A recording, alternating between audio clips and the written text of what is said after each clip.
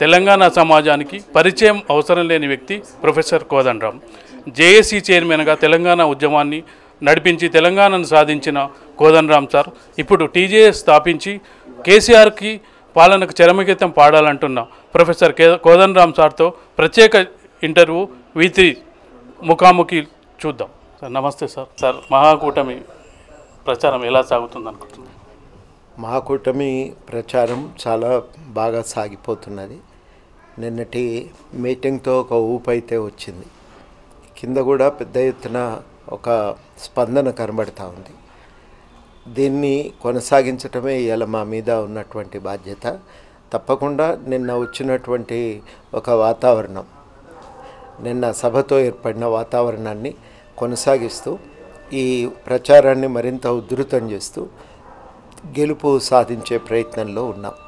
అంటే మహాకూటమిలో అంటే మీరే అంటే జనసమితి ఎక్కువ త్యాగాలు చేసింది అనేది ఒక ప్రజల్లో అభిప్రాయం. అంటే కాంగ్రెస్ అంటే వాళ్ళు మీకు అంటే సమన్యాయం చేయలేదు, వాళ్ళు అనుకున్న సీట్లు సాధించారు. మీ విషయంలో మాత్రం అంత స్పందించినట్టు కనిపించట్లేదు. ఇది మీ మాటల్లో కూడా ధ్వనించింది.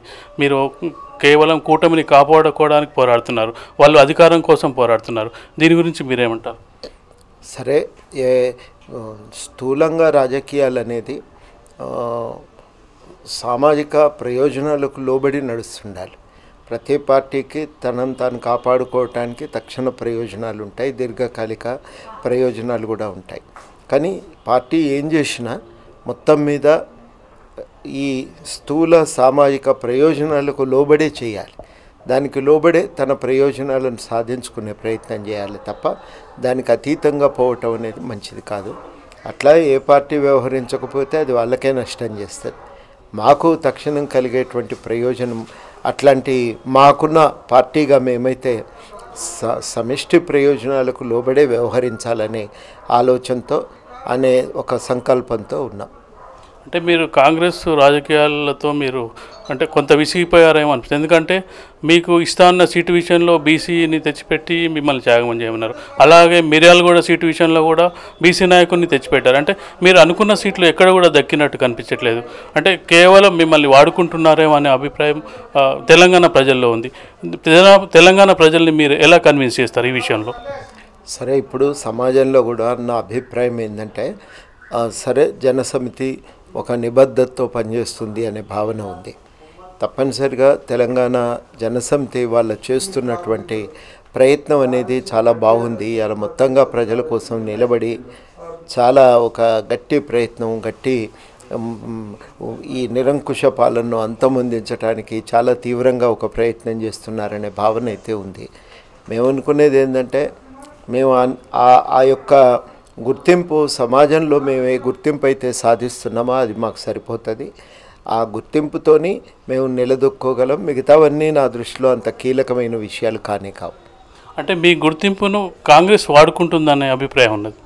సరే, ఎవరు ఎట్లా వాడుకున్నా ముందైతే తెలంగాణకు ఉపయోగపడాలి, అది చాలా ముఖ్యం. అంటే ఇప్పుడు సీట్ల విషయంలో ఎన్ని ఇబ్బందులు పెట్టిన కాంగ్రెస్ పార్టీ రేపు అధికారంలోకి వచ్చిన తర్వాత మీ మాట వింటుంది, అంటే మనం అనుకున్న లక్ష్యాలు నెరవేరుస్తుందని భావిస్తున్నాం. నెరవేర్చవలసిన బాధ్యత వాళ్ళ మీద ఉంటుంది. వాళ్ళ మీద ప్రధానంగా అటువంటి బాధ్యత ఉంది. మళ్ళీ మళ్ళీ ఆ బాధ్యతను గుర్తు చేస్తాం. ఆ బాధ్యతను గుర్తెరిగి కాంగ్రెస్ వ్యవహరిస్తుందనే ఆశతోనే ఉన్నాం. గుర్తెరిగి దానికి అనుగుణంగా సాగుతుందనేటువంటి నమ్మకంతో పోతున్నాం. జరగని ఎట్లా నష్టం కాంగ్రెస్ పార్టీకి అవుతుంది, కానీ మాకు వచ్చే నష్టం ఏం లేదు.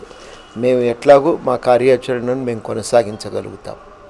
అంటే మీరు సీట్ల విషయంలో చాలా తగ్గారు. అంటే కాంగ్రెస్ ఒక్క మెట్టు కూడా దిగలేదు. అంటే మీ కార్యకర్తల్లో కానీ ప్రజల్లో కానీ కొంత ఆ వ్యతిరేకత ఈ ఎలక్షన్ల మీద పడుతుందేమో అనే అభిప్రాయం లేదు. ఇప్పుడు అదంతా ముగిసిన అధ్యాయం. మళ్ళీ మళ్ళీ దాని గురించి మాట్లాడుకొని ప్రయోజనం ఏం లేదు. అది దాటినం. ఇక దాటినము, ఎన్నికల ప్రచారంలోకి వచ్చినాం. ఇప్పుడు మాకు ముఖ్యమైందంటే ఆ ప్రచారాన్ని ఉధృతంగా కొనసాగించాలి. అది మా మీద ఉన్నటువంటి బాధ్యత. ఆ ప్రచారం మీదనే దృష్టి పెడుతున్నాం ప్రస్తుతానికి. ఎక్కడికి ఏ బృందాలు పంపాలి, ఎట్లా ప్రచారాన్ని ముమ్మరం చేయాలి, ఏం చేయాలి స్థానికంగా అనే విషయం మీదనే ఆలోచన చేస్తున్నాం. తప్పనిసరిగా ప్రచారాన్ని చాలా బలంగా ముందుకు తీసుకుపోతాం. అంటే తెలంగాణ వెనుకబాటు తనానికి ముందు నుంచి చెప్తున్నది అంటే కాంగ్రెస్ పార్టీ చేసిన మోసం, కాంగ్రెస్ నీళ్లు నిధులు నియామక విషయాలనే తెలంగాణ ఉద్యమం పుట్టింది. అలాంటి కాంగ్రెస్నే మళ్ళీ గెలిపిస్తే వాళ్ళు ఎలా న్యాయం చేస్తారని మనం భావించవచ్చు. ఒక ఎజెండాకు సమాజం నుంచి విస్తృతమైన ఆమోదం పొందినప్పుడు ప్రతి పార్టీ మీద ఒక బాధ్యత ఉంటుంది. ఆ బాధ్యతను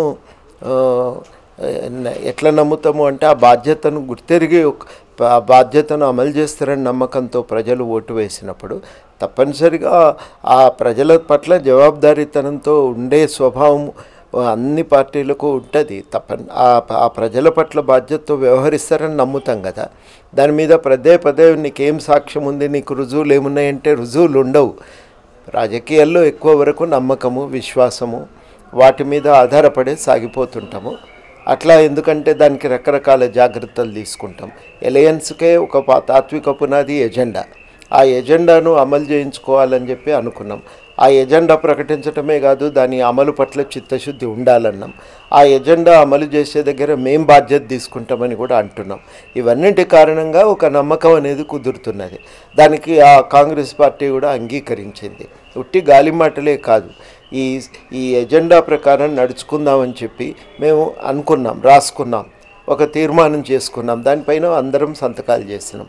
ఆ తీర్మానాన్ని అమలు చేయటం అనేది కేవలం మేము గాలికి వదిలిపెట్టడం లేదు, వచ్చే ప్రభుత్వం యొక్క ఇష్టాయిష్టాలకు వదిలిపెట్టడం లేదు. ఆ తీర్మానాన్ని పక్కా అమలు చేయటానికి ఒక యంత్రాంగం ఉండాలి, చట్టబద్ధమైన యంత్రాంగం ఉండాలి అంటున్నాం. ఆ చట్టబద్ధమైన యంత్రాంగానికి దాంట్లో మాకు అధికారం ఉండాలి అనేది కోరుతున్నాం. వీటికి కాంగ్రెస్ పార్టీ అంగీకరించింది. కాంగ్రెస్ అధినాయకత్వం కూడా ఈ రకంగా నిలదొక్కోవటానికి, గెలవటానికి, ఈ యొక్క మేనిఫెస్టో ఆధారంగా కలవటానికి, మేనిఫెస్టోను అమలు చేయించడానికి ఒక ప్రత్యేకంగా ప్రయత్నం చేయటానికి వాళ్ళు కూడా సంపూర్ణంగా అంగీకరించారు. ఆ రకంగా పైనుంచి నాయకత్వం, కింద ఉన్నటువంటి వాళ్ళు మొత్తంగా అంగీకరించటం, ఆ మేనిఫెస్టోకు ఆధారంగానే మనం ఎన్నికల్లోకి పోదామని నిర్ణయించుకోవటం, ఆ మేనిఫెస్టోనే విస్తృతంగా ప్రచారం చేయటం, దీని కారణంగా మనము దాని అమలు కోసం కూడా యంత్రాంగం ఏర్పాటు చేయాలని నిర్ణయించుకోవటం, వీటన్నింటి వల్ల ఒక నమ్మకం కుదురుతున్నది. టీఆర్ఎస్ కానీ కేసీఆర్ కానీ చేస్తున్న ప్రధాన ఆరోపణ ఏంటంటే చంద్రబాబు నాయుడు తెలంగాణను అడ్డుకున్నాడు, ఇప్పుడు కూడా అదే పనిలో ఉంటాడు, ప్రాజెక్టులను అడ్డుకుంటున్నాడు. అలాంటి చంద్రబాబుతో కోదండరామ్ గారు కానీ వీళ్ళు ఎలా కలిసి పనిచేస్తున్నారు అనేది ప్రధాన ఆరోపణ. దీనికి మీరు ప్రజలకు ఏం సమాధానం? ఇప్పుడు ఇవి రెండు వేరువేరు రాష్ట్రాలు. ఈ రెండు వేరువేరు రాష్ట్రాలు చట్టం ప్రకారం ఏర్పాటైనాయి. ఎవరి నీళ్ళ వాటా వాళ్ళది గుర్తిస్తూ దానికి ఏర్పాట్లు జరిగినాయి. తర్వాత తెలంగాణకు ఉన్నటువంటి నీటి వాటాను అందిపుచ్చుకోవటానికి ఒక ప్రత్యేకంగా యంత్రాంగం కూడా ఉంది. ఒక్క పార్టీయే రెండు రాష్ట్రాల్లో అధికారంలో ఉన్నప్పుడు విపరీతమైన ఘర్షణలు తలెత్తుతున్నాయి. అటువంటప్పుడు రెండు వేరువేరు రాష్ట్రాలుగా మనం ఏర్పడిన తర్వాత ఇంకొక రాష్ట్రానికి ఉన్నటువంటి ముఖ్యమంత్రి వచ్చి ఇక్కడ పెత్తనం చేస్తాడంటే ఇక్కడ సాధ్యమయ్యే పని కాదు ఆ పార్టీకి. రెండోది ఏంటంటే ఇక్కడ ఒక ప్రభుత్వం అనేది, వేరే పార్టీకి సంబంధించిన ప్రభుత్వం అనేది ఇక్కడ ఏర్పడబోతున్నది. ఈ పరిస్థితుల్లో ఇంకొక ప్రభుత్వం వచ్చి ఇక్కడ పెత్తనం చేస్తుంది, ఇక్కడ ప్రభుత్వం ఏమనదు అని మాట్లాడితేనే అది అమాయకంగా ఉన్నది. ఘర్షణ వస్తుంది, మంచిది కాదు. భారత రాజ్యాంగం ప్రకారం అట్లాంటి ఘర్షణలు కొనసాగకుండా నివారించవలసిన బాధ్యత రెండు రాష్ట్రాల మీద ఉంది. ఒక చట్టబద్ధమైన ఏర్పాట్లు జరిగినాయి, అయినా కానీ ఇబ్బందులు తలెత్తినప్పుడు ఈ రాష్ట్ర ప్రభుత్వం, ఈ రాష్ట్ర ప్రజల తరఫున తాను చేసే ప్రయత్నాన్ని తాను కొనసాగిస్తుంది. మీరు చంద్రబాబుతో కలిసి వేదిక పంచుకునే అవకాశం ఉందా కోదండరామ్ సార్? ఇప్పుడు ఊహాజనితం కదా, ఇక్కడ ఈ ఎన్నికల ప్రచారం ఇక్కడ రాష్ట్ర పార్టీ బాధ్యులను కలిసి చేస్తున్నాం. అట్లా రాష్ట్ర పార్టీ బాధ్యులమే అన్ని విషయాల్లో కలిసి సాగిపోతుంది. అంటే ఈ ప్రశ్న ఎందుకంటే రాహుల్ గాంధీ చంద్రబాబు కలిసి రోడ్ షో నిర్వహించే అవకాశం ఉందని వస్తున్న వార్తల నేపథ్యంలో మీరు కూడా కలిసి ప్రచారం చేసే అవకాశం ఉందా? అంటే అది కాంగ్రెస్ పార్టీ కార్యక్రమం ఉంటుంది. వాళ్ళు కొన్ని ఉమ్మడిగా నడుస్తున్నాయి, కొన్ని కార్యక్రమాలు విడివిడిగా నడుస్తున్నాయి. అది ఏమవుతుంది అనేది తెలియదు కదా. తెలియకుండా నేను ఇప్పుడే ఏం చెప్పగలుగుతా? అంటే మీరు పోటీ చేసిన స్థానాల్లో రెబల్స్ అంటే మీకు మిగిలిన 4 స్థానాలు ఉన్నట్టున్నాయి. మిగతా స్థానాల్లో మరి కాంగ్రెస్ పార్టీ వాళ్ళ మీద ఏమైనా యాక్షన్ తీసుకొని వాళ్ళని ఉపసంహరించే ఆలోచన ఏమైనా ఉందా కాంగ్రెస్ పార్టీకి? ఒక్క చోట ఉంది, దుబ్బాకలో ఆ ఇబ్బంది. దుబ్బాకలో కూడా సహకరించాలని చెప్పి మేము గట్టిగా అడుగుతున్నాం. అంటే పైన లీడర్స్ కలిసిరు, టీఆర్ఎస్ కానీ వ్యతిరేకులు కానీ ప్రచారం చేసింది, అంటే కింది స్థాయి కార్యకర్తలు కలవరు, అంత ఏం లేదు, మేము 100 సీట్లతో గెలుస్తాము అని ఇప్పటికీ ధీమా వ్యక్తం చేస్తున్నాం. వాళ్ళకి ఆ ధీమా ఎలా వచ్చిందంటారు? ఇంకా ధీమాలోనే ఉన్నారు. ఉంటారు కదా, ఏదన్నా పార్టీ ఎన్నికల రంగంలోకి దిగి మేము ఓడిపోతామని చెప్తుందా? నిజాం ప్రభుత్వము 3 రోజులు అయితే గద్దె దిగుతుంది. మనోళ్ళు తిప్పి కొడుతున్నారనే ఉపన్యాసాలు ఇక్కడ రేడియోలో వచ్చినాయి. అప్పుడు ఏ సైన్యం అయినా అంతే, ఏ పార్టీ అయినా అంతే, ఎన్నికల్లో దిగి నేను ఓడిపోతున్నా నాకు ఓటేయకండి అని చెప్పదు, నేను గెలుస్తున్నా నాకు ఓటేయమని చెప్తుంది.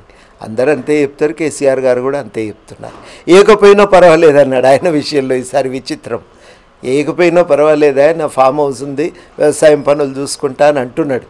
అంటుంటే ఇంకా అనుమానం ఎందుకండి, ఆయన ఓడిపోతాడు ఖచ్చితంగా అనేది ఆయనే పరోక్షంగా అంగీకరిస్తుంటాయి. టీఆర్ఎస్ ఓడిపోతే నాకేం నష్టం లేదు తెలంగాణ ప్రజలకి అని, అది అంటే సెంటిమెంటా లేకపోతే బెదిరింపా అనేది ప్రజల్లో చర్చ జరుగుతుంది.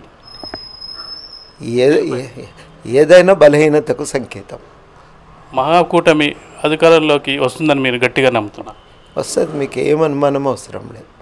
విపరీతమైనటువంటి ఒక వ్యతిరేకత ఇవాళ అధికార పార్టీకి ఉంది. ఆ పార్టీ నిలదొక్కోవటమే సాధ్యం కాదు. సార్, చివరి ప్రశ్న. కేసీఆర్ నేను చెప్పిన పథకాలు అమలు చేసిన, ఇంకా చెప్పిన దానికంటే ఎక్కువనే చేసిన, ఒక డబుల్ బెడ్రూమ్ ఇల్లు, 3 ఎకరాల భూమి తప్ప మిగతా అన్ని చాలా చేసిన అంటారు.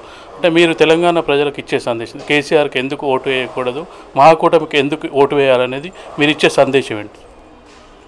కేసీఆర్ గారి పాలనలో అందరం కూడా ఆత్మగౌరవాన్ని కోల్పోయినాం.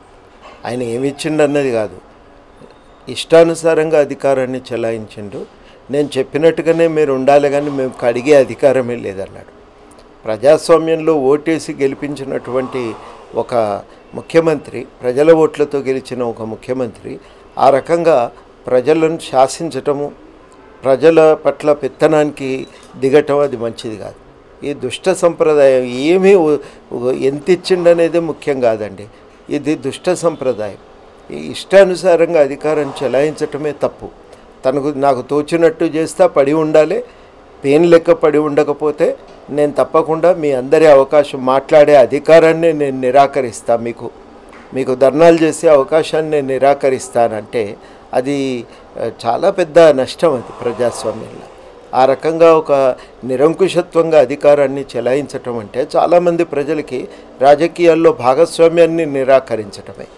అట్లా ఒక ఆత్మాభిమానాన్ని కోల్పోయి, ఆత్మగౌరవాన్ని కోల్పోయి బతకటం అనేది ఎవరు అంగీకరించరు. నీకు పెత్తనం చెలాయించవచ్చుననే కోరిక ఉండవచ్చు కాక పడి ఉండాలని ప్రజలకు ఎందుకు ఉంటుంది? ఉండదు కదా.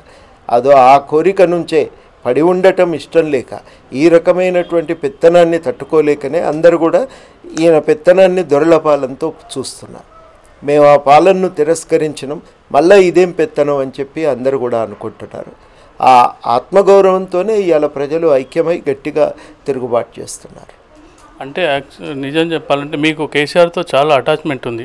అంటే అధికారానికి ముందు నేను పౌర హక్కుల నేతగా పోరాడతాను, హక్కుల నేతగా పోరాడతాను, నేను అధికారానికి దూరంగా ఉంటాను, దళితుల్ని సీఎం చేస్తాను అన్న కేసీఆర్ అధికారం రాగానే అంటే ఇలా మారడానికి అధికారమే అంటారా, అతని మనస్తత్వం ఏమైనా అంటారా? వ్యక్తిగత మనస్తత్వము అనేది పక్కన పెడితే ఒక అధికారంలోకి వచ్చిన తర్వాత ప్రభుత్వాన్ని నడిపేటప్పుడు ప్రతి ఒక్కరు చట్టానికి లోబడి ఒక ప్రజాస్వామికంగా వ్యవహరించాలి.